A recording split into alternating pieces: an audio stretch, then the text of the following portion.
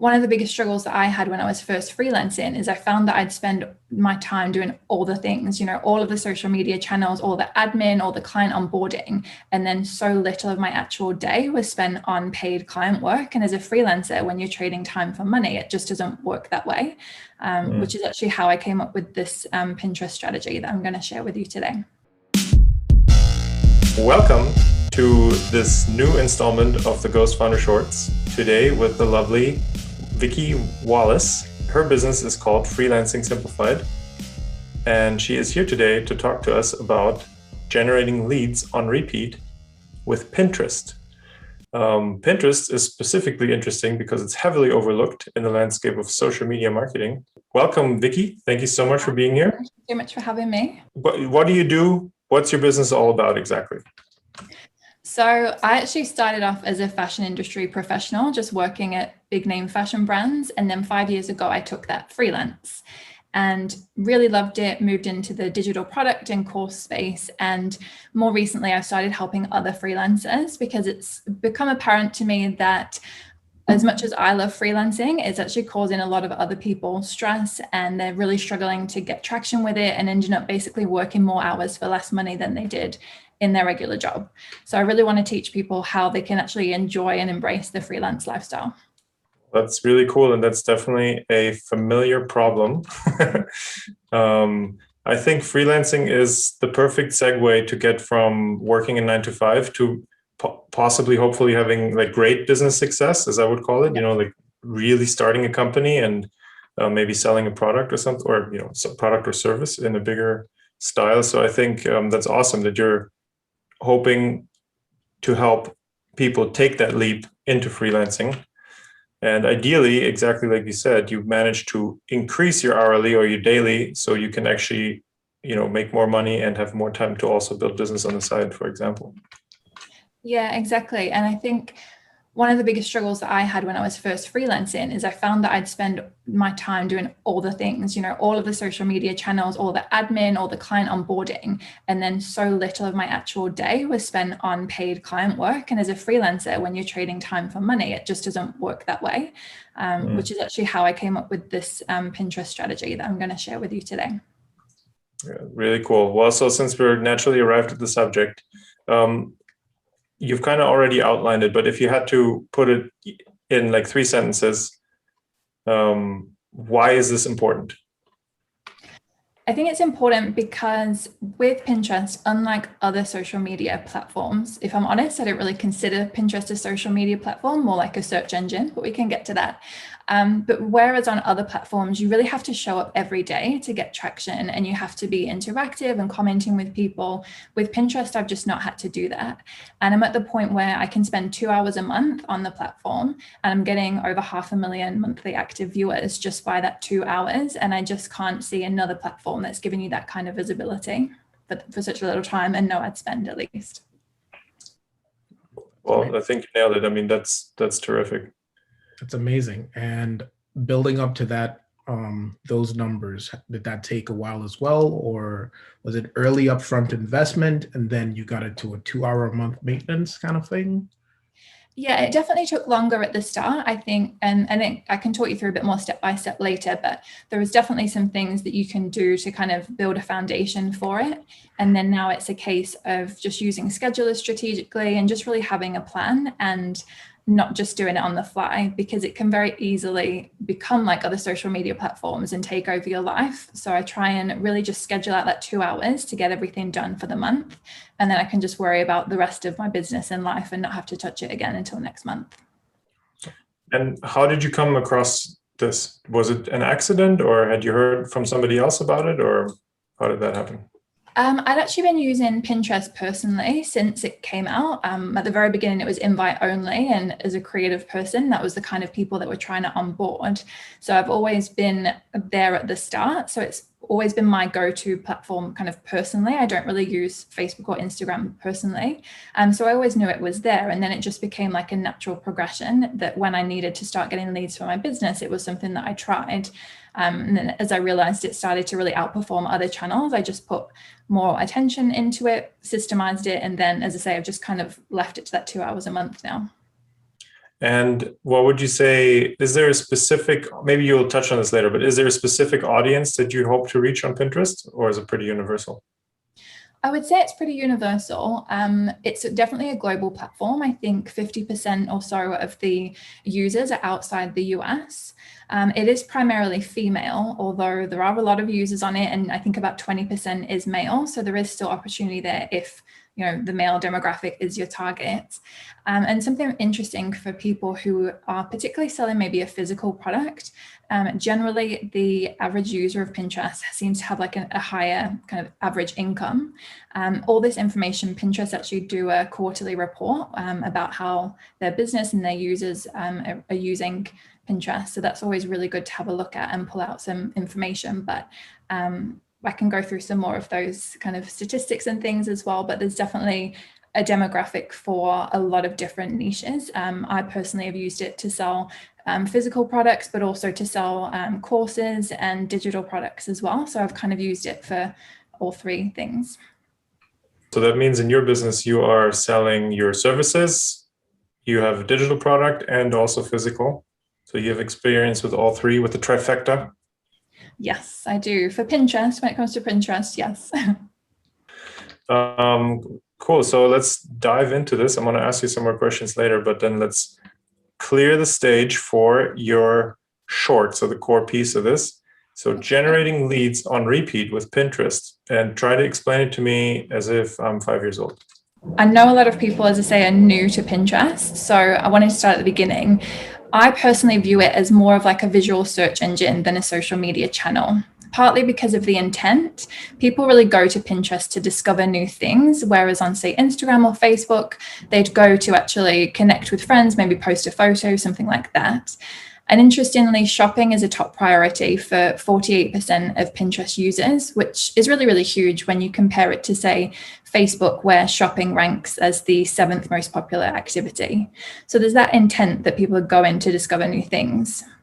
Also, I feel like the functionality lends itself better as a search engine because the search bar that's in Pinterest is really an integral feature and something that a lot of people are using. So when you do want to market on Pinterest, it's really important to kind of come at it from a Google SEO kind of standpoint rather than from anything that you've learned for, say, Instagram marketing. We don't use hashtags or anything like that. And then the third thing that I think separates it is the communication aspect. Although the functionality is there to like a post or to comment or send a direct message, it's not something that I see people using often. It's certainly not something that I've done to build the audience that I have. And then Lovis really likes this aspect of it when I talk about it, that I've basically used it to hack Google as well. So you may have noticed when you search for certain topics on Google, Pinterest pins may show up in the image results or links to Pinterest pins in the actual text results for Google. So I've actually never done any kind of Google SEO training. I've never had my site optimized for SEO, but through using Pinterest, I've actually got top 3 usually place on Google for my keywords. And often that's because it's the Pinterest pin that's showing first rather than necessarily directly to my site from Google. The good thing is they can still click right through to my site from that pin that gets shown in Google. So the traffic still comes to me. Something else, another one of the data pieces that's quite interesting is that 77% of people who pin every single week, who use the platform every week, they say that they are more likely to try something. In fact, 98% of people who have used Pinterest regularly have tried something that they've seen on Pinterest, and 83% have made a purchase based on content that they've seen brands sharing on Pinterest. Now, as I touched on earlier, it is going to take a little bit longer to get set up on the platform, whereas with, say, Instagram, you can post and essentially that day people might see you. With Pinterest, it is going to take a little bit more setup. We want to get our boards and our whole account set up, which I can show you, but it is going to take a little bit longer. However, Pinterest does have longevity. If you send a tweet or a Facebook post, Instagram post, that's pretty much going to be over that day. It's really difficult to get visibility after the first 24 hours. Pinterest is not the same. It actually grows with time. So some of my most popular posts are ones that I posted months ago, because one person will see it, they'll repin it, their audience will then see it, they then pin it, and it, you know, kind of snowballs from there.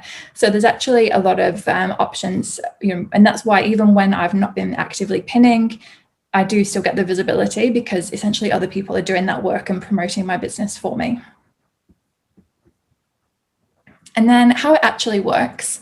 So there's a few different, I guess, pieces of the puzzle for Pinterest marketing. You're going to have a business account, which is going to give you a lot of information on your audience and the kind of people that are seeing your content and what action they're taking based on that. So that's always really useful to have. I really love working from the data.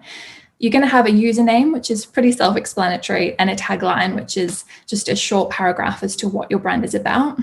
Really key to make this search engine friendly, because people are going to find your account this way.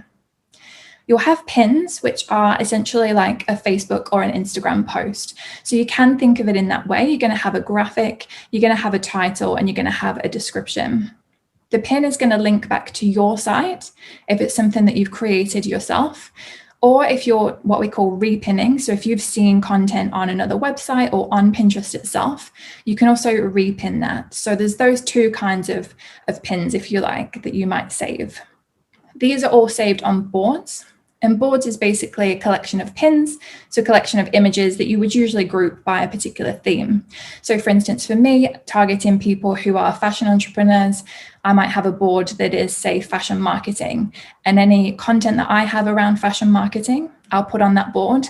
And similarly, any interesting marketing information that I see, I'll pin that to the board as well. I obviously don't want to pin my competitors, but anything that's going to be useful for them, I'll put on there also. And then you'll have a board description. Again, you've got to keep that SEO friendly and really think about the kinds of keywords that people will be using to search for your product or service. All of that is going to really help. So really the key to this is knowing what your people are going to be searching for, basically, and making sure that you use that across your tagline, your board descriptions, and your pin descriptions. And then in terms of the account management, when you set that up, when you have got several boards and several pins on each of those boards, in terms of kind of day to day or month to month, as it is for me, management, I try and pin 10 times a day, which might sound crazy. And you might be wondering how I can do this in 2 hours. But within Pinterest, what you'll see when you have an account and you have a board, you can click a button that says more ideas, and that's going to show you loads of pins that are relevant to that particular board. So within a few seconds, you can just click add or pin to any of them that you like. So within a few seconds, you can easily have hundreds of pins going out. I take it a step further and use a scheduler. So exactly the same thing, but just do it in my scheduler. And that's how I get it done so fast, because I'm not having to produce all of the content myself. If I produce a piece of content using your move structure and framework that you use, then I'll create 10 different images for that. Again, super quick. I use templates in Canva and away we go. I'll create 10. They'll all link back to my site and they'll just go in the scheduler as well. So it seems as though I'm really active on there. It seems as though I'm there every day, but actually this is only taking a couple of hours a month. And ideally you want to have a mix of other people's content on your boards, your free content, so for instance your podcast or your blog post, whatever that might be, and then also things to go to your paid products and services as well. I had to fly through that because there was a lot to cover. So tell me if you want me to go back on something. So I have a couple of questions. Okay, go for it. So you just mentioned this at the very end. What type of content do you produce to pin on your board? Because from my impression, it had to be visual images or something like that, but that doesn't seem to be the case. There is going to be a visual image, but you could use a stock photo. I personally have templates from Canva that I'll just pop in the title of my blog post, for instance, and just use that. So it's not going to be like a highly designed thing that takes ages. I'll just use an image. And for me, it's a mix of those graphic images with literally the blog post title in like colorful writing or whatever works for your brand. And then some stock photography as well. And so the experience then of the user is they see the image with your title, they're enticed by the title and they click, and then it takes them directly to your blog. Is that correct? Yeah, exactly.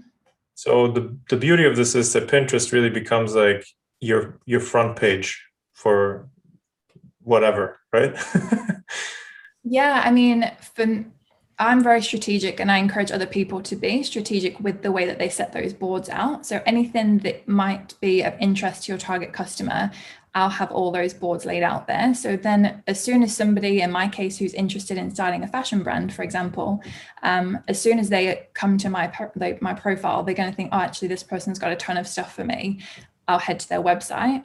And that's quite an important difference as well that I should mention, that the goal is to get them to the website. Follows isn't really a metric that I care about, because I want them to come to the website. I don't want them to think, oh, I'll go ahead and follow this person, because I want them just to come to me directly. Wonderful. And then the other question that I had, what you're presenting from looks a lot to me like this is a piece that you might have pinned on your board, or did you use as sort of a lead magnet? Is that the case? No, I just use it for my presentations. I go to so many presentations, and I wanted mine to look a little bit different. This is just my presentation format. Perfect. Well, you could turn it into a lead magnet piece immediately if you wanted to. Thank you. My follow-up question seemed to be like, it's almost like more downstream, because once you get someone on your site, like what's the goal there? Like what's the plan for them once they arrive on your site? Onto my website specifically? Yeah. So it will depend what I'm sharing. So for me, I'll have both links to my free content, which will be like, I do a weekly video, for instance, and that has like a call to action at the end. So whatever is relevant to that video. So for instance, I might have a training video on fashion marketing, and then at the end, I'll have a call to action for my entry-level marketing product, for instance. Some of my pins do go direct to my products as well, particularly the lower ticket ones. And I also have some pins that'll go to like a webinar funnel, so people can sign up, watch an extended video, and then be offered my course. Okay. So I kind of mix them all in there. The only thing that I wouldn't do is link directly to like a high ticket product, because I think then people need more warming up if it's a higher ticket price. But other than that, anything goes really. You are rebranding yourself for Freelancing Simplified, is that correct? But I know that you have a strong background in a particular industry. Yeah, so Freelancing Simplified is my new business, actually. I'm still keeping my old one, which is the Fashion Business Coach. So that's very specific to people who want to become a fashion entrepreneur. So that one's still going. We've just celebrated 5 years with that one, which I'm really excited about. So Freelancing Simplified, yeah, is a whole new and separate thing. Fantastic. And so how would you describe your favorite client that you would like to work with? My favorite clients are usually freelance designers who are past the startup stage. They have a few clients already, and they're at that point where it becomes feast and famine. I experience this, a lot of other freelancers do, where you get a client, you go all in on them, and then you kind of drop the ball completely on the marketing. So when you finish that project, you then have no customers. And so that's what I want to help people with, and what I do help people with, so that we can do things like the Pinterest marketing, so that things are running in the background. Your next clients are coming in without you having to work particularly hard to get them. What do you think? So in that regard, what do you think is the ideal rhythm? Like, how much time should people be spending on finding new leads / completing current work? If you're solely a freelancer and you're not trying to do any kind of course or digital product or anything like that, if you're just in that freelancer stage, then I like to try and get it to more of an 80-20. Whereas a lot of people that I speak to and work with at the start, they're more in sort of the 50-50 area. And it just isn't, in my opinion, that you're never going to get to the income level that you want by having to spend so much time with all the busy work and all the kind of day-to-day tasks. Right. So you kind of mentioned it a little bit. So at Ghost Founder, we're trying to help people buy back their time, right? By also figuring out a product strategy, converting the know-how that's in clever people's heads into something that can be productized and can be sold at scale. So the kind of the tricky question that I always like to ask is, what do you do, Vicki, to disconnect your income from your time? Pretty early on, after I launched my freelance business, I went into courses and digital products. So I jumped on that bandwagon kind of early, I guess. That was the good thing about freelancing, actually, because at the time, people weren't really talking about courses and digital products, especially not to the extent they are now. But I realized, having spoken to my one-on-one clients as a freelancer, there was a desperate need for this kind of education gap that there was. So I was kind of fortunate that my clients led that, which is also why I still think there is value in offering one-on-one services, so you can really get to know what your audience need when it comes to building that course or that product. Yeah, I would say it's even a necessity, right? These courses, these products need to be earned with real experience. So how else are you going to get the experience if you don't do the work? Yeah, for sure. And even if you're just trying to figure out what level people are at, like when I first started as a freelancer, I thought people's level was way above what it was. And I'd be using like industry terminology and they wouldn't have a clue what I was talking about. So pretty quickly I realized, okay, if I'm going to launch a product, it's got to be like from zero, like completely basic. Whereas I know for other people, their clients kind of surprised them with how much research and knowledge they had. So it can work the other way too. So definitely need that one-on-one time. Awesome. So let's say for Freelancing Simplified, if it was my job, say you'd hired me to help you find clients, what are the 3 things you would ask me to do? To find clients? Honestly, it's been a long time since I've actually gone out and found clients, because I get them to come to me, which is my preferred method. So I usually work on a strategy of creating content that, in very similar method to your move method that you use, that gets them, coming to me instead. I think depending on the area of or what kind of freelancer you are, if you're a designer like me, LinkedIn tends to be a good place to meet people and to network. And I know it's been difficult in COVID, but I do tend to find that in-person events for the fashion industry, we have a lot, has been a really good way to get clients as well. Just being able to show your knowledge in a real world situation can go a long way, I think, because there's nowhere to hide. If you can spend ages perfecting like a blog post or something like that, but if you're talking to someone in real time, they're going to see your expertise or not if it's not there. For sure. So let's say tomorrow I'm going to come across your dream client, as you just outlined. Mm-hmm. How do they get in touch with you?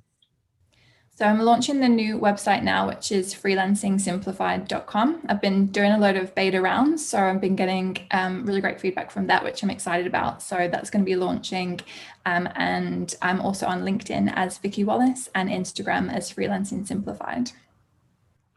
Perfect. So now finally, unless JP has any other questions, which you're always welcome to ask. So you mentioned that you have 5 years in the bag, working for yourself with a variety of different products and businesses. If you think back to when you started your career, what advice would you give yourself? To really niche down. I did read about that a lot before I started, but I thought, no, surely that's not right, like naively, thinking, no, that really can't be that important. And I tried to offer so many things. And now as somebody who hires people, I can see how repelling it is if someone says that they're great at all these different things, because especially if you want to charge higher prices, you've got to be all in on that. You've got to be the expert and know everything there is to know about that topic. So niching down was really something that I should have done at the start and would have saved me a lot of time had I done that from the start. How long did it take you before you actually made that leap to Sorry. Go ahead. Honestly, I probably would have never, I don't know when I would have figured it out if I'd done it myself, but I also hired a mentor early on because I do believe that it's really important to get help from people who are where you want to be. And she pointed it out a few months in. As soon as I started working with her, it was like the first thing she said. So I was glad that I hired her, because who knows how long it would have been otherwise. Well, that was a golden nugget of advice right there at the end, right? If you don't know how to solve the problem, ask somebody who's already solved it and take action. Yeah. for sure. That it saves so much trial and error. And I know it's scary when you're a business owner just starting out. And if you've already quit your job and like money's like a concern, I know it's hard to invest, but it really has like been the big factor in moving my business forward for sure. So one question that it's kind of going to put you on the spot a little bit. So is if you were advising somebody that's, you know, they're 10 clients in, they're a freelancer and, you know, they have 10 minutes with you or something like that. And they're like, you know what, just boil this down. You've had a little bit of a conversation with them. They're like, could you boil this down for me? How do I go from struggling doing 50-50 marketing and serving clients and all these problems that you know that they encounter at the start to getting to a point where I feel like I have it on autopilot? Like if you were to say, these are the big steps, step 1, step 2, step 3, summary, like what would that be? So investing in systems and processes. I'm somebody who loves data, which is definitely weird for a creative person, but I love it. And I, for instance, track all of my time, like every time I'm spending on Pinterest or social media or client projects. So I'd always get people to look at that and then really see where they're spending their time. And I do this with my clients, and it's something that really shocks them because they're like, wow, I didn't realize that one thing that has very little impact on my business took this long. And I also get them to see where the kind of overlap is. Where are they doing the same or very similar things over and over again? So for instance, with my systems and the process I teach, I never really want to be writing an email from scratch. I certainly don't want to be writing a proposal from scratch. So I have templates that I can personalize. I've got like Excel sheets that I can just plug in a few details about the client, and it's going to spit out the quote price that I need to give them. I'm not going through doing everything manually. With the social media side, I rely heavily on schedulers and bulk batching work. So when I do have to record, say, video content, which I have a video out every week, I'll just have like one afternoon a month where I record and edit all of that, and then it goes in the schedulers. So whereas it looks to my audience like I'm constantly online, I'm actually just having these like pockets of a few hours here and there throughout the month that are just getting everything organized. And it does mean as well, if you want to take time off, which was always hard as a freelancer, it means that like lead generation is still coming in even when I'm not there. Okay, so step 1, if I were to summarize, is to figure out where your time is going, figure out the things that you're doing that's overlapping, and then invest in systems and processes to take care of that for you. Yeah, what would be step 2? Step 2, I guess I rolled them all into one there because my usual system is to do the audit, then to decide what's important to you. Within the audit itself, you can usually see like, oh, I'm spending all this time on Instagram. Is it actually worth it? It's not generating much traffic. So that's kind of my step 2. Then 3, I usually have as a delegate, which can sometimes be to maybe another freelancer if you're in a position to do that, or delegate to software, which is what I do a lot of the time as well, and then systemize it. So for instance, if I'm working with, say, a web designer, they usually have this specific process that they follow for every client. So they'll need to send them a welcome packet. They'll need certain information from them. They'll follow this particular flow. So I'll use, depending on what their personal preferences are, it might be Basecamp or ClickUp or something like that. And we'll have that all mapped out and you can just copy it. So every time you need to welcome a new client, you've already got a welcome packet that you can give them. You can even automate that going out as well. So it's very much systems based and trying to be as hands off as possible, really, while still delighting the client because they think you're there all the time. I like it. So you're there, you now have your systems in place, everything is automated. Is this just rinse and repeat, or is there another step that you have to take mentally or emotionally or whatever? Like, is there another level of elevation to get to a point where you're actually really just going and flowing? To be honest, for the most part, for me, it's just been a case of rinse and repeat. I guess I do like to try new things, which is how I added on my courses. And now I'm adding on a new business as well. So for me, that was the change. So it wasn't really that to be a successful freelancer, I needed to make the change. It was just that I wanted to try something new.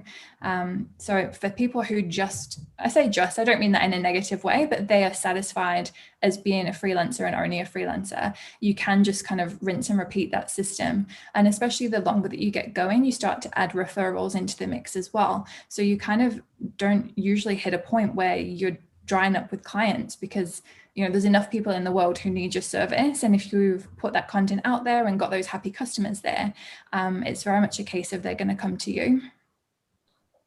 And really, that's why when Lovis asked me, how does he go and find clients? The method I use is very much about getting them to come to us rather than having to go out and find them. Yeah, absolutely. You use marketing and your boards and all the content you put out as a filter so that the right kind of people find you, right? Yeah, exactly. I always thought that that's a really helpful way to think about marketing, rather than trying to explain hey, I'm going to come to you. It's no, you're building a filter so that the right kind of people come your way. Yeah, for sure.